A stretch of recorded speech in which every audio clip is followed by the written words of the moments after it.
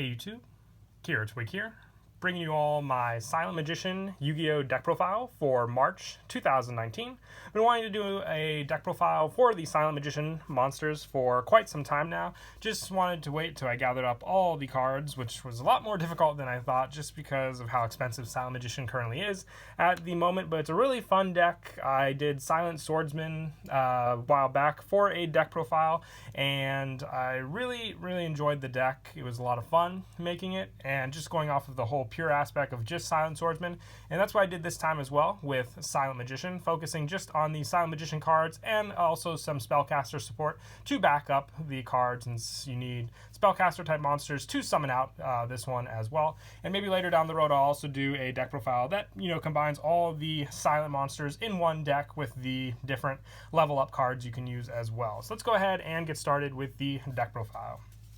So to start off, for the Silent Magicians, I run 3. Silent Magician, this is your main monster you want to go into most of the time. It cannot be normal summoned or set. It must be special summoned from your hand by attributing 1 spellcaster type monster, and cannot be special summoned by other ways.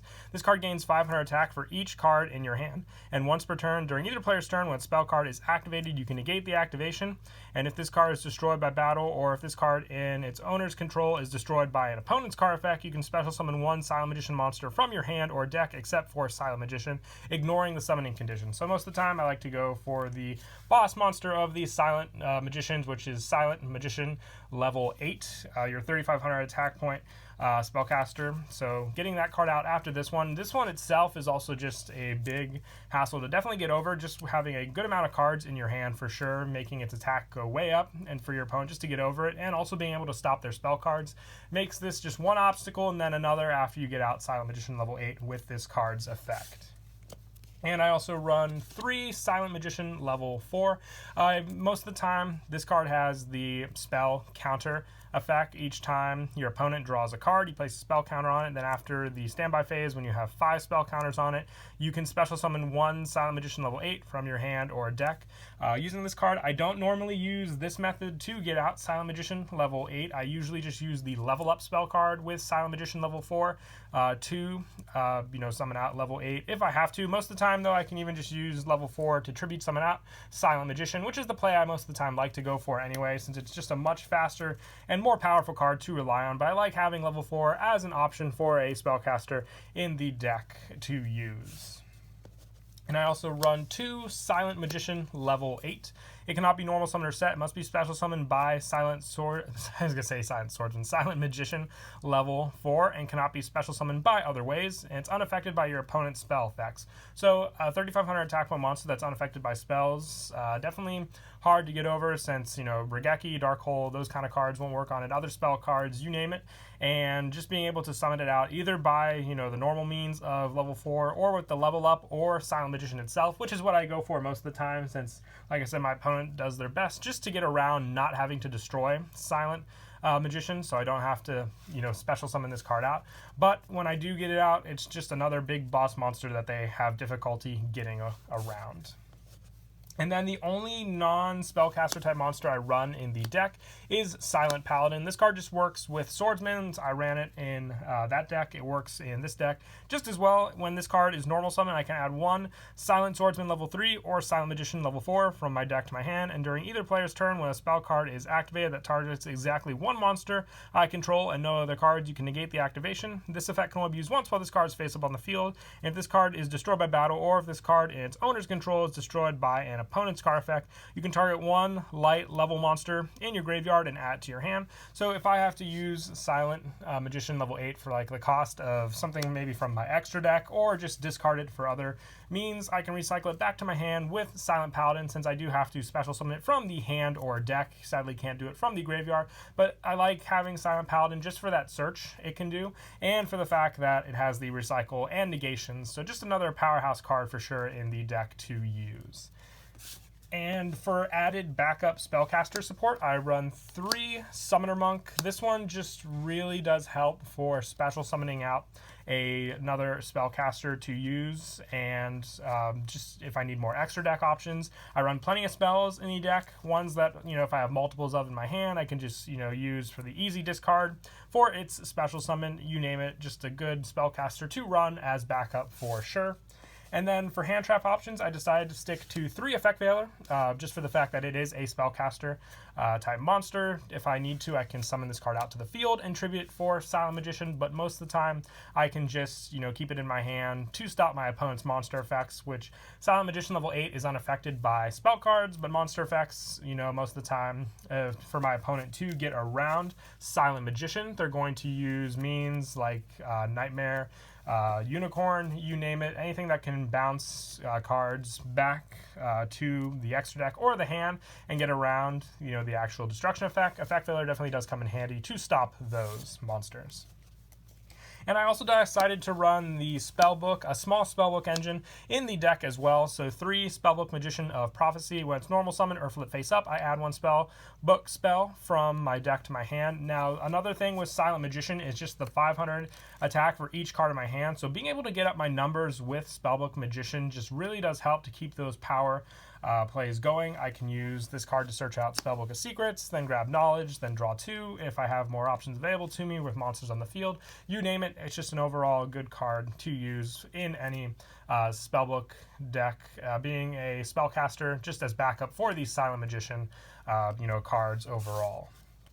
And that is it for the monsters. We'll now move on to the spells. I run 3 Silent Burning. This card is a quick play spell meant to be used with Silent Magician. I don't normally use it as much for the actual draw effect. It happens sometimes, but the full effect is during the battle phase. If you control a Silent Magician monster and have more cards in your hand than your opponent, each player draws until they have 6 cards in their hand. And this card's activation and effect cannot be negated. And you can banish this card from your graveyard to add 1 Silent Magician monster from your deck to your hand. Now, like I said, I don't really like giving my opponent too many resources.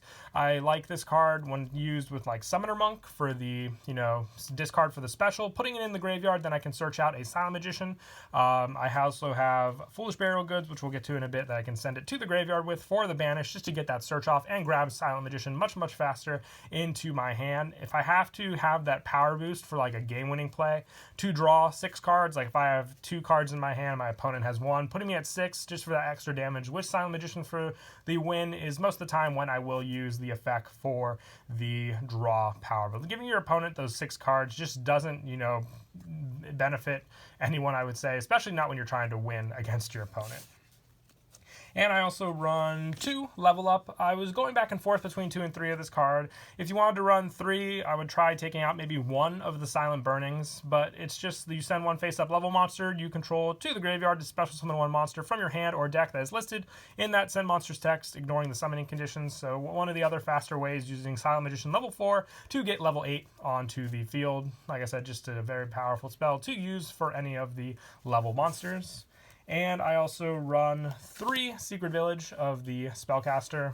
If you control a Spellcaster type monster, your opponent cannot activate spell cards. If you control no Spellcasters, you cannot activate spells. So just with all the Spellcasters we do run in the deck, very good field spell just to lock down your opponent even more, along with the spell negation with Silent Magician, you name it. Even if they have to use like as many resources as they can to get rid of Secret Village, then you just have to worry about the Silent Magician spell negation effect on the field. And I also run the 3 Spellbook of Knowledge. This works with the Secrets and the Spellbook Magician. You send to the graveyard either 1 Spellcaster type monster you control or 1 other Spellbook card from your hand or face up from your field, except Knowledge. And if you do, draw 2 cards. You can only activate 1 Knowledge per turn, but we run plenty of Spellcasters to use the draw with and plenty of other cards, including Spellbook Magician and the 2 Spellbook of Secrets, which is just more search you can use off of Magician to grab Knowledge, and then get the draw 2, you name it. I just like it for that hand consistency with Silent Magician overall. Very good engine together. And just a little extra with these spellbook cards. One spellbook of Wisdom. You target one face-up spellcaster type monster on the field and activate one of these effects. It's unaffected by spell cards this turn, or it's unaffected by trap effects. Now with Silent Magician level 8, for sure, when I'm going up against my opponent, just to not worry about traps, I like this card just as added backup to stop trap effects and, you know, that monster being unaffected by them. Don't have to worry about spells, obviously, but also just remember when you use it with your Silent Magician monsters and your cards, it's only unaffected by your opponent's spell effects, so you can use Wisdom on it and be completely protected against their traps. And I also run 2 Foolish Burial Goods. This is for sending the Silent Burning to the graveyard, like I stated before. Just a much better effect to use for the search, and just a faster way to get into the graveyard to make use of. And I also run 2 Call by the Grave. This is just to stop more hand traps on my opponent's side of the field for sure. So cards like Ghost Ogre or Effect Veiler, you name it. And then a couple extra spells, just 1 Monster Reborn to reuse monsters from the graveyard, and also the 1 Terraforming to search out the secret villages to use a little bit faster. If you didn't want to run the 1 Terraforming, I just have it in there for extra search, and the fact that if I open up multiple secret villages, I can just use them with the Summoner Monk. You can put in a 3rd Call by the Grave to replace the Terraforming. And that is it for the main deck. Moving on to the extra deck.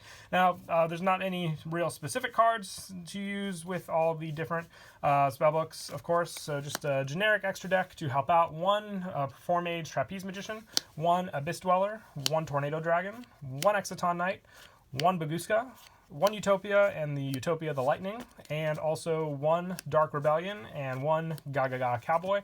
Like I said, a good amount of the monsters in the deck are level 4, so some of the best Exceed monster options to go into. For the Link monsters, I run 1 Link Karibo for Effect Veiler when the option comes up if I need to. Definitely does help. And then for some easier Link 2 options, 1 Nightmare Cerberus, 1 Nightmare Phoenix, 1 Akashic Magician just for the spellcaster benefit and just easy since you just need 2 monsters with the same types.